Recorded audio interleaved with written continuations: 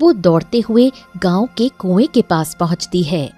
मुझे माफ कर दो मेरे बच्चे, तू अभी इस दुनिया में आया भी नहीं, लेकिन मुझे तुम्हारे साथ ये दुनिया छोड़नी होगी।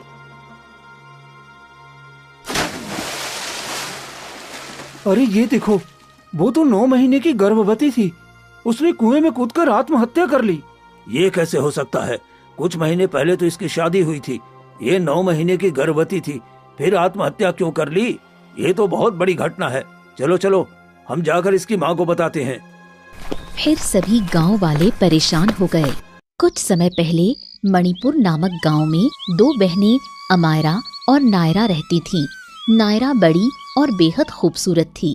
उसकी शादी की धूमधाम से तैयारी चल रही थी। शादी से एक दिन पहले नायरा तालाब के किनारे बैठी अपने प्रेमी अविनाश से बातें कर रही थी। देखो अविनाश, मैं तुमसे बहुत प्रेम करती हूँ और तुम्हारे बिना नहीं रह सकती, लेकिन क्या करूँ, मेरी माँ मेरी बात बिल्कुल नहीं मान रही। वह जबरदस्ती मेरी शादी कराने पर तुली हुई है। देखो, कुछ भी हो जाए, मैं तुम्हें नहीं छोड़ सकता। मैं तुमसे बहुत प्रेम करता हूँ। अगर तुम मुझे छोड़कर चली गई तो मैं मर जाऊंगा। भगवान की कसम, मुझे छोड़कर मत जाना। चिंता मत करो, मैं भी तुमसे बहुत प्रेम करती हूँ।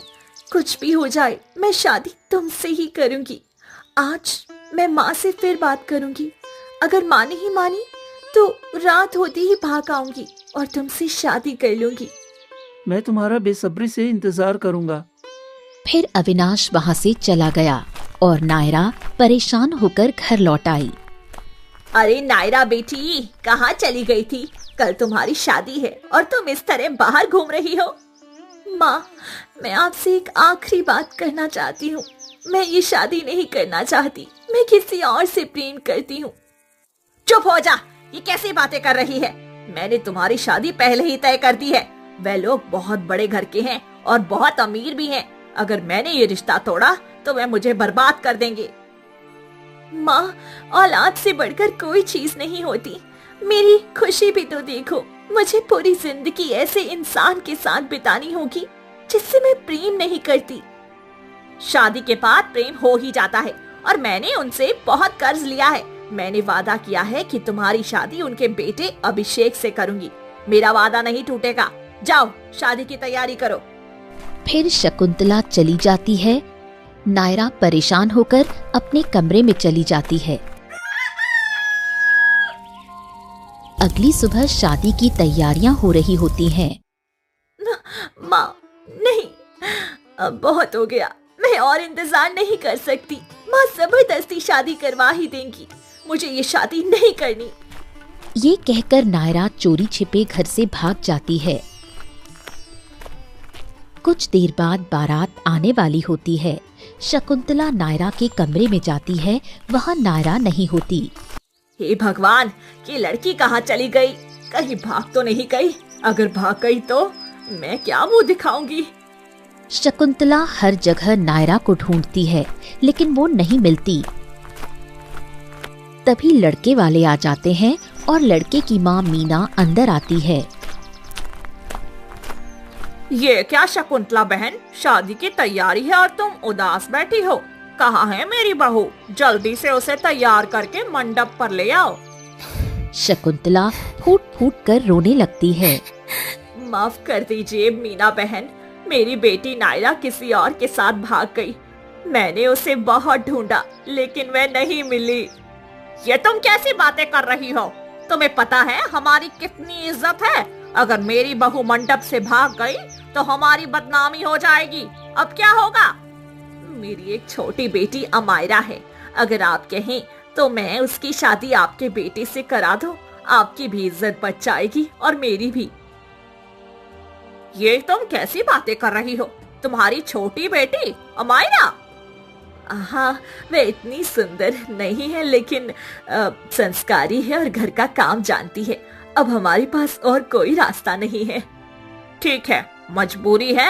हमें तुम्हारी छोटी बेटी को ही बहू बनाना होगा। जल्दी से उसे दुल्हन बनाकर लाओ। मीना बाहर चली जाती है।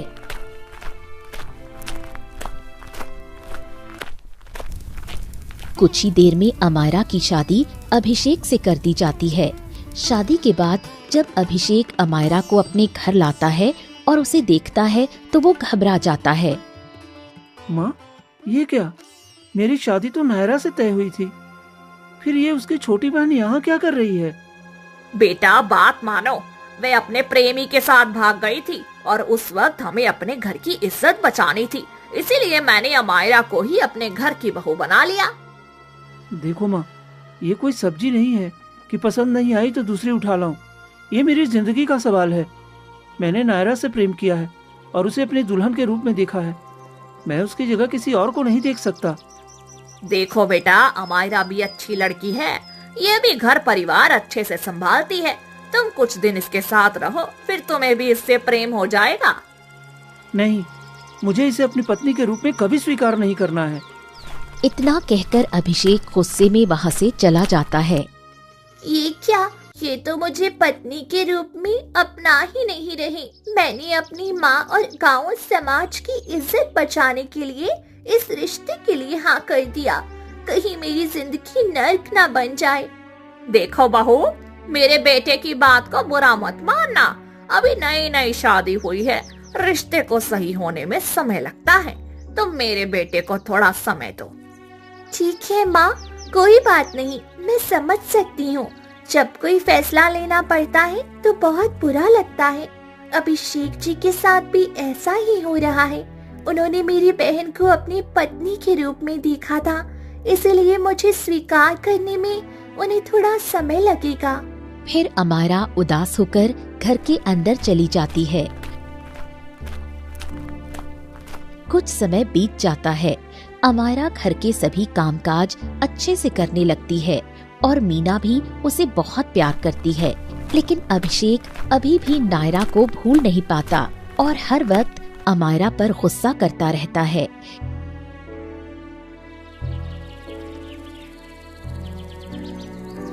एक दिन अमायरा खाना लेकर आती है। मैंने तुम्हें कितनी बार कहा है कि मेरे लिए खाना मत लाया करो। जी, सुबह से आपने कुछ नहीं खाया था, इसीलिए सोचा आपके लिए थोड़ा खाना लेकर आऊं। देखो, मुझे तुमसे नफरत है। आज के बाद मेरे सामने खड़ी भी मत होना। हटो यहाँ से। फिर अभिषेक गुस्से में घर से बाहर निकल जाता है। थोड़ी दूर जाकर उसे नायरा तालाब के किनारे कपड़े धोते हुए दिखाई देती है। अरे, ये नायरा यहाँ कपड़े धो रही है। मेरी शादी तो इससे होने वाली थी। इसने मुझे धोखा देकर अपने प्रेमी के साथ भाग गई और मेरी शादी इसकी बहन से हो गई। आज तो मैं जानकर ही रहूंगा, आखिर ये किससे प्रेम करती है। इतना कहकर अभिषेक एक पेड़ के पीछे छुपकर नायरा को घंटों देखता रहता है। नायरा कपड़े धोकर वहाँ से निकलती है और तालाब के उस पार अपनी झोपड़ी में चली जाती है। अच्छा, तो मेरा इतना बड़ा महल छोड़कर इसे झोपड़ी पसंद आ गई।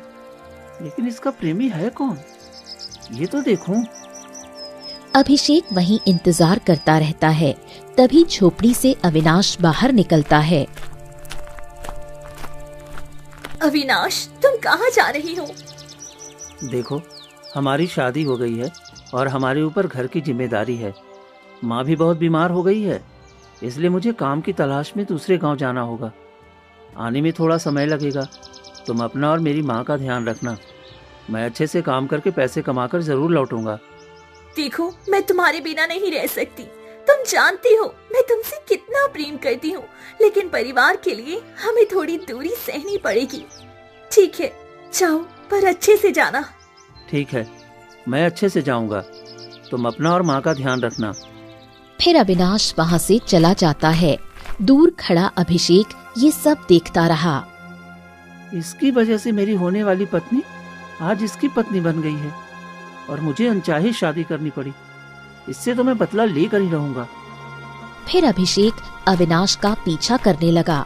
घने जंगल में जाकर वो पीछे से काला कपड़ा लेकर अविनाश के चेहरे पर डाल देता है।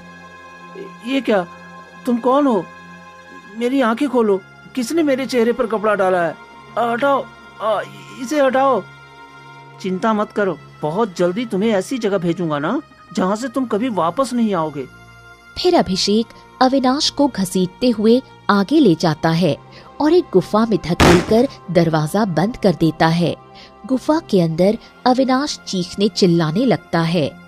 ये क्या? अरे गुफा का दरवाजा खोलो! तुमने ये क्या किया? जल्दी दरवाजा खोलो! अब तुम कभी इस गुफा से बाहर नहीं निकल पाओगे। तुमने मेरी पत्नी छीनी थी ना? अब देखो मैं क्या करता हूँ। फिर अभिषेक वहाँ से चला जाता है। ये आखिर कौन था? इसकी पत्नी को मैंने छीना? ये क्या बोल रहा था? मुझे तो कुछ समझ में नहीं आया। वहीं दूसरी तरफ अभिषेक भागता हुआ नायरा की झोपड़ी की ओर पहुंचता है। तभी नायरा झोपड़ी से जैसे ही बाहर निकलती है, वो अभिषेक को देखकर घबरा जाती है। तुम यहाँ क्या कर रहे हो? चले जाओ यहाँ से। देखो नायरा, मैं समझता हूँ तुम्हारी शादी मुझसे होने वाली थी, इसलिए मुझे देखकर तुम घबरा रही हो। लेकिन मैं तुम्हें एक बहुत बड़ी खबर बताने आया हूँ। क्या हो गया? ऐसी कौन सी खबर है कि तुम्हें खुद यहाँ आकर बतानी पड़ी? देखो, मैं घने जंगलों से आ रहा था। उसी वक्त मैंने तुम्हारे पति को जाते हुए देखा, लेकिन अचानक उस पर एक शेर ने हमला कर दिया और अब वो इस दुनिया में नहीं रहा। नहीं, ऐसा नहीं हो सकता। मेरा पति मुझे छोड़कर नहीं जा सकता। तुम झूठ बोल रहे हो। अरे मुझे झूठ बोलकर क्या फायदा होगा? मैं सच कह रहा हूँ, इसलिए सोचा खुद आकर तुम्हें बता दूं। तुम्हें कैसे पता कि वह मेरा पति था? जब तुमने मुझे छोड़ दिया था तब मैंने तुम्हारे बारे में पता किया, तभी मुझे पता चला कि वो तुम्हारा पति है। मुझे माफ कर दो, मैं चाहकर भी उसे नहीं बचा पाया। नहीं नहीं, ऐसा नहीं हो सकता। अविनाश मुझे छोड़कर नहीं जा सकता। नायरा फूट फूट कर रोने लगी और वहीं बेहोश हो गई। तभी घर के अंदर से मनोरमा बाहर आई। बहू, ये क्या हो गया? मेरी बहू बेहोश कैसे हो गई? माँ जी, मैं अभी बैद को बुला कर लाता हूँ, तब तक आप इनका ध्यान रखिए। अभिषेक भाग जाता है और कुछ देर में वैद्य को लेकर आता है। वैद्य नायरा की जांच करता है। घबराने की बात नहीं है, ज्यादा सदमे की वजह से ये बेहोश हो गई है। आराम करने से ठीक हो जाएगी। हे भगवान, चलो शुक्र है। थोड़ी देर बाद नायरा को होश आता है। ये क्या? मुझे क्या हो गया था? मैं बेहोश कैसे हो गई? अचानक उसे अभिषेक की बात याद आ जाती है और वो फिर रोने लगती है। नहीं, ऐसा नहीं हो सकता। बहू, क्या हुआ? तुम फिर क्यों रो रही हो? माँ जी, अविनाश अब इस दुनिया में नहीं रहे। अभिषेक यही बताने आया था, तभी मैं बेहोश हो गई थी। नहीं। इतना सुनते ही मनोरमा भी रोने लगती है। नहीं, मेरा बेटा, मेरा इकलौता बेटा मुझे छोड़कर चला गया।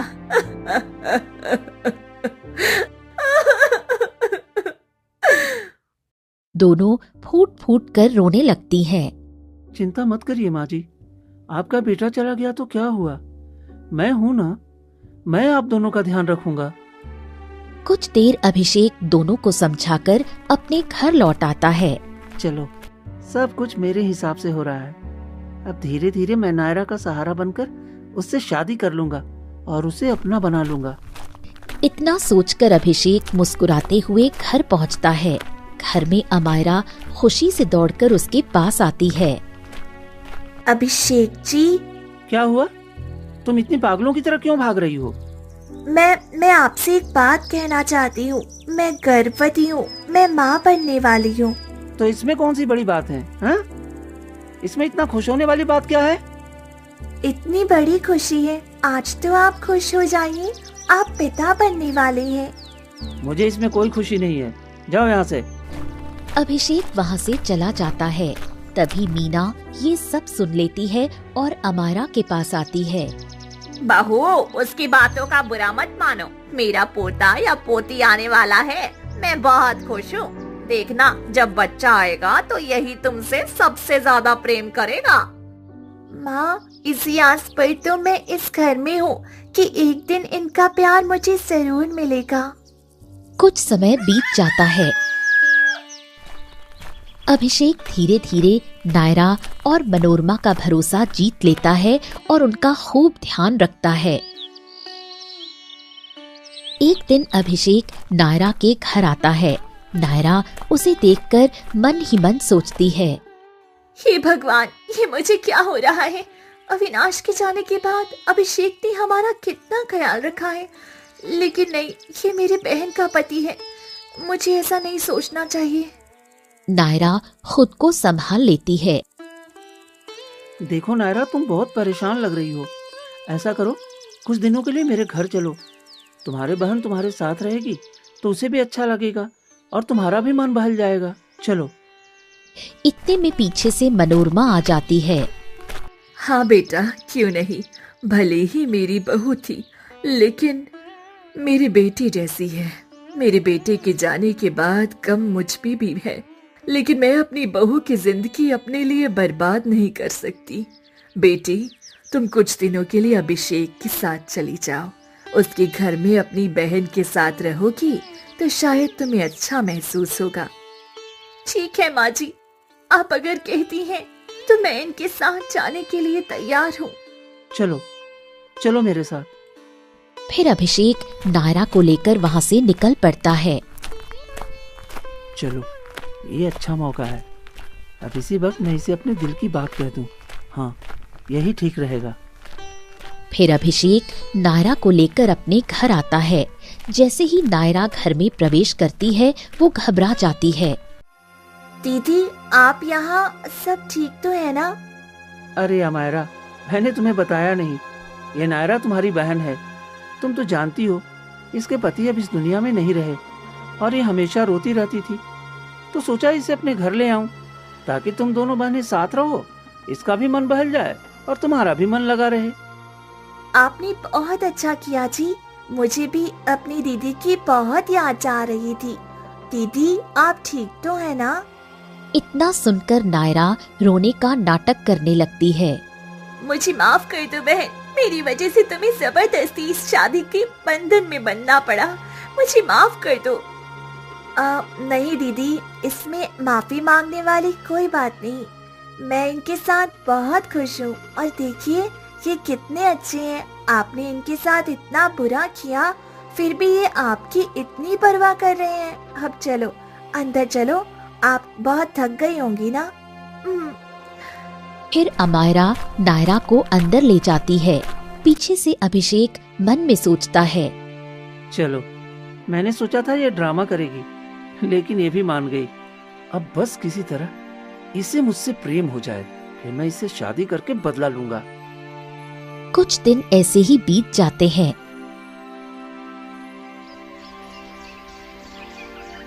एक दिन अमायरा खाना लेकर कमरे में जाती है। तभी वो देखती है कि नायरा और अभिषेक बिस्तर पर एक दूसरे का हाथ पकड़े बैठे हैं। ये क्या अभिषेक जी, आप ये क्या कर रहे हैं? दीदी का हाथ क्यों पकड़ा है? नहीं नहीं, ऐसा कुछ नहीं है, हम लोग बस बातें कर रही थी। दीदी, ये आप ठीक नहीं कर रही। ऐसी कौन सी बात थी कि आपको मेरे पति का हाथ पकड़कर बैठना पड़ा? ये सब सही नहीं है। चुप हो जाओ, ऐसी बकवास दोबारा मत करना। ये सुनकर अमायरा रोते हुए बाहर चली जाती है। मुझे यहाँ नहीं बैठना चाहिए, मुझे जाना चाहिए। देखो, इतने दिनों से मैं तुम्हारी परवाह कर रहा हूँ। आज मैं अपने दिल की बात कहना चाहता हूँ। मैं तुमसे बहुत प्रेम करता हूँ और मैं तुम्हें अपनी पत्नी बनाना चाहता हूँ। ये तुम कैसी बातें कर रही हो? तुम मेरी बहन के पति हो, मैं उसका घर कैसे उजाड़ सकती हूँ? देखो, पहले मेरी शादी तुम्हारे साथ ही होने वाली थी ना, इसमें कोई बुराई नहीं है। तुम मुझसे शादी कर लो, मैं तुम्हें बहुत खुश रखूंगा। मेरा पति अब नहीं रहा, मेरा पूरा जीवन उजड़ चुका है और इसका इतना बड़ा घर है। ये मुझसे प्रेम भी करता है, क्यों ना मैं हाँ कर दूं? क्या सोच रही हो? ठीक है, मैं तुमसे शादी करने के लिए तैयार हूँ। मैं अकेली ये जीवन कैसे बिताऊंगी? तो चलो, आज ही शादी करते हैं। दोनों कमरे से बाहर निकलते हैं। बाहर खड़ी अमायरा सारी बातें सुन लेती है। आप लोग ये ठीक नहीं कर रहे। अगर आपने ऐसा किया तो मैं मुखिया जी को सब बता दूंगी। अगर तूने कुछ कहा ना तो मैं तेरी माँ को मार दूंगा, समझी? मैं नायरा से शादी करूंगा। तू बीच में आ गई थी, अब यहाँ से चली जा। ये आप कैसी बातें कर रहे हैं? मैं आपके बच्चे की माँ बनने वाली हूँ। इस हालत में मैं कहाँ जाऊंगी? जाकर मर जा। मुझे न तुझसे मतलब है और न तेरे इस बच्चे से। दीदी, आप ये क्या कर रही हो? भगवान के लिए मेरा घर मत बर्बाद करो। देखो बहन, मैं चाहती थी कि तुम्हारा घर ना टूटे, लेकिन मेरी शादी पहले अभिषेक से होने वाली थी। गलती से तुमसे हो गई थी। अब मैं नहीं जाने वाली। मुझे भी अभिषेक से प्यार हो गया है। फिर नायरा और अभिषेक वहाँ से चले जाते हैं। मुझे अब जीने का कोई हक नहीं है। फिर अमायरा घर से निकल जाती है। वो दौड़ते हुए गांव के कुएं के पास पहुँचती है। मुझे माफ कर दो मेरे बच्चे। तू अभी इस दुनिया में आया भी नहीं, लेकिन मुझे तुम्हारे साथ ये दुनिया छोड़नी होगी। जिसके पिता को अपने बच्चे से प्यार नहीं है, वह तुम्हें क्या सुख देगा? अमायरा कुएं में कूद जाती है। पीछे से सभी गांव वाले ये देखकर शोर मचाते हुए दौड़ते हैं। अरे ये देखो, वो तो 9 महीने की गर्भवती थी। उसने कुएं में कूदकर आत्महत्या कर ली। ये कैसे हो सकता है? कुछ महीने पहले तो इसकी शादी हुई थी। ये 9 महीने की गर्भवती थी, फिर आत्महत्या क्यों कर ली? ये तो बहुत बड़ी घटना हो गई है। चलो चलो, हमें जाकर इसकी माँ को बताना होगा। फिर सभी गांव वाले परेशान होकर वहाँ से चले जाते हैं। वहीं दूसरी तरफ घने जंगलों में गुफा में कैद अविनाश फूट फूट कर रो रहा था। ये क्या हो रहा है? मैं 4 महीने से इस गुफा में बिना खाना पानी के हूँ, फिर भी मैं जिंदा कैसे हूँ? मुझे ये समझ में नहीं आ रहा। कहीं ये गुफा श्रापित तो नहीं? अविनाश परेशान होकर थोड़ा आगे आता है। तभी उसे एक बहुत बड़ी मिट्टी की मूर्ति दिखाई देती है। अरे, ये मिट्टी की मूर्ति में क्या है? चलो देखता हूँ। अविनाश उस मिट्टी की मूर्ति को साफ करने लगा। तभी तेज रोशनी फैली और वहाँ एक अघोरा प्रकट हुआ।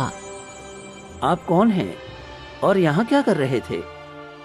तुम मेरी शरण में हो, इसलिए तुम 4 महीने से यहाँ सुरक्षित हो, वो भी बिना खाए पिए। इसीलिए तो मैं सोच रहा था कि इतने दिनों से मैं बिना खाए पिए जिंदा कैसे हूँ। यानी आपकी छत्र छाया में मैं इतने महीने से यहाँ हूँ, लेकिन आपने इससे पहले मुझे क्यों नहीं बताया कि आप भी इस गुफा में रहते हैं? क्योंकि मैं पूरे 5 वर्षों के लिए मौन समाधि में गया था और आज ही मेरी समाधि पूरी हुई है। बताओ, मैं तुम्हारी क्या इच्छा पूरी कर सकता हूँ? किसी ने मुझे इस गुफा में कैद कर दिया है। मैं इस गुफा से बाहर जाना चाहता हूँ। मेरी पत्नी, मेरी माँ पता नहीं मेरे बिना कैसे होंगी, कितना परेशान होंगी। मुझे उनके पास जाना है। ठीक है, क्यों नहीं। फिर अघोरा मंत्र पढ़ने लगा, जिससे गुफा का द्वार खुल गया। अविनाश भागकर गुफा से बाहर आया।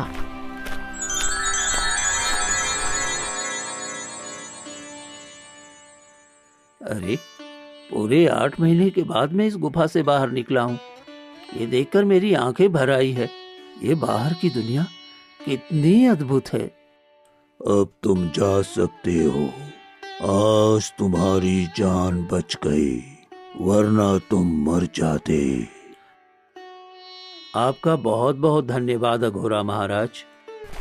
फिर अविनाश वहाँ से निकल पड़ा और अपनी झोपड़ी में पहुंचा। तभी मनोरमा बाहर आई और अविनाश को देखते ही खुशी से पागल हो गई। ये क्या बेटा, तुम जिंदा हो? ये कैसे हो गया? और 4 महीने बाद ये सब क्या हो रहा है?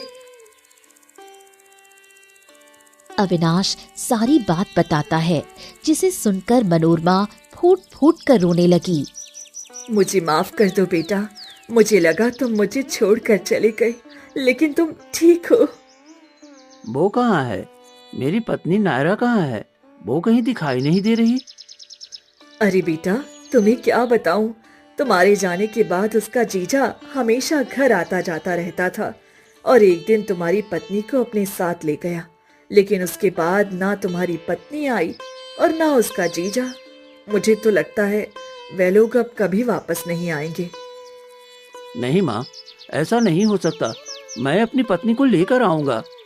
फिर अविनाश वहाँ से निकल पड़ता है और अभिषेक के घर पहुँचता है। जैसे ही अभिषेक अविनाश को देखता है वो घबरा जाता है। अरे, ये जिंदा कैसे है? मैंने तो इसे गुफा में कैद किया था। तभी नायरा बाहर आती है और अविनाश को देखकर घबरा जाती है। ये क्या, तुम जिंदा हो? इतने दिनों तक तुम कहाँ थे? यहाँ क्यों आए हो? चले जाओ यहाँ से। यही आवाज मैंने सुनी थी जब मैं गुफा में बंद था। कहीं तुमने ही तो मुझे बंद नहीं किया था? ये तुम कैसी बकवास बातें कर रहे हो? चलो मेरे साथ। मुझे माफ कर दो, मैं तुमसे पहले प्रेम करती थी, लेकिन अब मैं अभिषेक से प्रेम करती हूँ, इसीलिए मैं अब उसी के साथ रहना चाहती हूँ। तुम यहाँ से चले जाओ। तुम इसे छोड़कर मेरे पास आई थी और अब मुझे छोड़कर इसके पास चली गई। ऐसा नहीं होगा, तुम मेरे साथ चलो। तुम्हें जो करना है कर लो, पर मैं अब अभिषेक को छोड़कर नहीं जा सकती। मुझे उससे बहुत प्रेम हो गया है और उसके बिना मैं नहीं रह सकती। सुन लिया तुमने? नायरा ने क्या कहा? अब चले जाओ यहाँ से और आज के बाद मेरी पत्नी के आसपास भी मत दिखना। तुम ये ठीक नहीं कर रहे हो अभिषेक। तुम अपनी पत्नी को छोड़कर मेरी पत्नी को मुझसे दूर कर रहे हो। मैंने बदला लिया है तुमसे। तुमने मेरी पत्नी को भगाने की कोशिश की थी ना? अब देखो, तुम्हारी पत्नी मैंने छीन ली, जैसे मुझे लगा था ना जब मेरी पत्नी मुझे छोड़कर गई थी। अविनाश परेशान और गुस्से में वहाँ से चला जाता है। अभिषेक वहाँ से चला जाता है। तभी नायरा घर के अंदर आती है। देखा, मैं तुमसे अब कितना प्रेम करने लगी हूँ। अपने प्रेम को भी तुम्हारे लिए छोड़ दिया। क्या हो गया? तुम हंस क्यों रहे हो? अब मैं तुम्हें अपने पास नहीं रख सकता। तुम यहाँ से निकल जाओ। ये तुम कैसी बातें कर रहे हो? मैं तुमसे इतना प्रेम करती हूँ, तुम मुझे क्यों छोड़ रहे हो? मैं तो बस तुमसे बदला लेना चाहता था और मेरा बदला अब पूरा हो गया। ना तुम अपने प्रेमी की रही और ना मेरी रही, इसलिए अब तुम यहाँ से चली जाओ। अरे, पहले मुझे छोड़कर अपनी प्रेमी के पास गई और फिर अपने प्रेमी को छोड़कर मेरे पास आ गई। अरे, तुम जैसी लड़कियों का तो कोई भरोसा नहीं है। बाद में मुझे छोड़कर किसी और के पास चली जा सकती हो। निकल जाओ मेरे घर से। नहीं, भगवान के लिए ऐसा मत करो। मुझे मत निकालो। मैं कहाँ जाऊंगी? मुझे इससे कोई मतलब नहीं है। चलो निकलो यहाँ से। फिर अभिषेक नायरा का हाथ पकड़कर उसे खींचते हुए घर से बाहर निकाल देता है। हे भगवान, अब मैं क्या करूं? कहाँ जाऊं? सबने मुझे ठुकरा दिया। अब मैं क्या करूं? एक काम करती हूँ, अविनाश के पास जाती हूँ, शायद वह मुझे अपना ले। फिर नायरा भागते हुए अविनाश के घर पहुंचती है। तभी पीछे से मनोरमा आ जाती है। तुम यहाँ क्यों आई हो? चली जाओ यहाँ से। तुमने तो मेरे बेटे को ठुकरा दिया था। तभी अविनाश बाहर आता है। तुम यहाँ क्या कर रही हो? चली जाओ यहाँ से। देखो, मुझे माफ कर दो। उस वक्त मैंने जो कुछ भी कहा था वो मजबूरी में कहा था, लेकिन मैं अब तुमसे बहुत प्रेम करती हूँ और तुम्हें मैं दूर नहीं रख सकती हूँ। झूठ मत बोलो। अभिषेक ने तुम्हें घर से निकाल दिया है, तभी तो मेरे पास आई हो। नहीं, उसने मुझे घर से नहीं निकाला। झूठ मत बोलो। जब तुम दोनों घर के अंदर लड़ रहे थे तब मैं बाहर पेड़ के पीछे खड़ा था और मैंने सारी बातें सुन ली थी। मुझे पता है, जो बाहर से अच्छा दिखता है ना, अंदर से वैसा होता नहीं है। घर के अंदर ही असली चेहरा सामने आता है और तुम दोनों की सच्चाई जान चुका हूँ। इसलिए अब तुम चली जाओ। मैं तुम्हें कभी अपना नहीं सकता। अरे, मैं तुमसे कितना प्रेम करता था, तुम्हारे लिए सब कुछ करने को तैयार था, लेकिन तुम्हारा प्रेम सच्चा नहीं था। वो सिर्फ दिखावा था, कभी मुझसे कभी उससे। इतनी बार तो गिरगिट भी रंग नहीं बदलती जितना तुमने बदला है। अब जाओ यहाँ से। अविनाश अपनी माँ को लेकर घर के अंदर चला जाता है। वहीं नायरा फूट फूट कर रोने लगी। हे भगवान, मैं कहाँ जाऊँ? ना मैं माँ के पास जा सकती हूँ, ना अभिषेक के पास और ना अविनाश के पास। मैं तो पूरी तरह बर्बाद हो गई। रोते हुए नायरा आगे बढ़ी और एक जगह बैठकर रोने लगी। तभी वहां एक बूढ़ी औरत आई और उसे देखकर जोर जोर से हंसने लगी।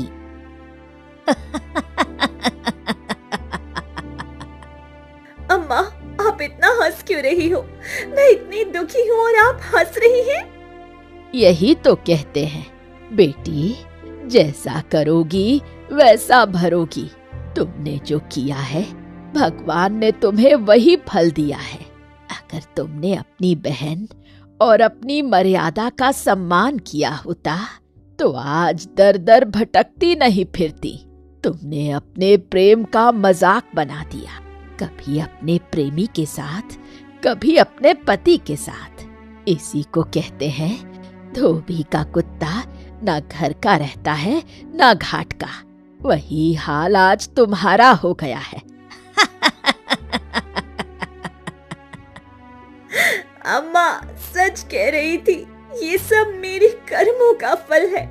मैंने ही अपनी जिंदगी बर्बाद की। अब मैं क्या करूं? इसके बाद नायरा भटकती रही, लेकिन उसे ना रहने का कोई सहारा मिला और ना ही किसी ने उस पर तरस खाया।